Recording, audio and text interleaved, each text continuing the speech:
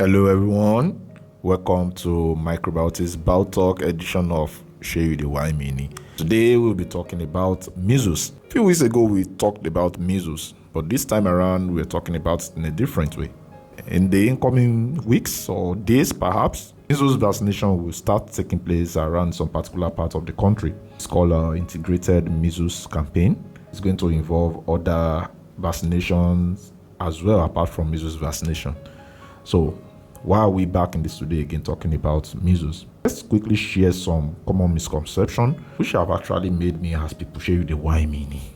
The first thing that I need to clear up is this. Measles is actually a respiratory virus. We have some symptoms that are associated with measles. One of them is skin rashes. The other is coryza, which is actually irritation of the nostril. We may have some cough alongside, of course, and then conjunctivitis, that's redness of the eyes.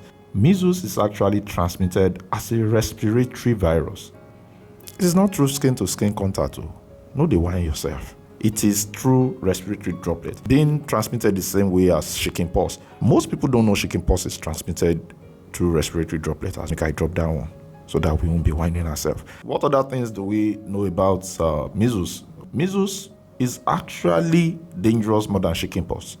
People have asked me questions like, is chickenpox and measles not the same thing? They are not the same thing. Their mortality rate is actually very, very different and far apart. 1 in every 60,000 children that is infected with chickenpox dies, whereas in measles, 1 in 1,000 children infected with measles dies. You can see the wide difference. They are not the same. Measles is actually one of the preventable diseases that we have that require vaccination. We can prevent measles through vaccination, but you won't see chickenpox on that list because chickenpox is actually a mild infection that will go after a few days or weeks. I know they want you on top that one. The last one I'm going to talk about is the complications that result in measles. Most deaths due to measles are caused by complications. It's not really as if measles itself is so dangerous, but we have a lot of complications.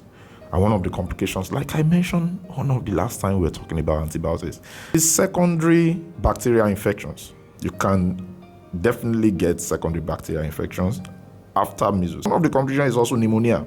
Like I said, measles is actually a respiratory virus. Most of the concentration of the virus is in the respiratory area.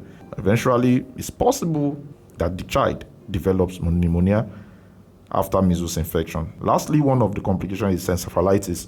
That's the inflammation of the brain.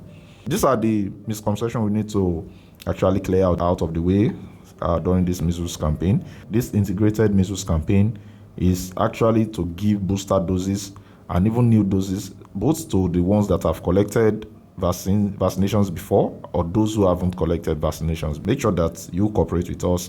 And if you have questions, please don't forget to reach out to me. I'm always available. I'm always here to provide you good information. And don't forget that I know the why you at all. That's why I'm here for you. See you.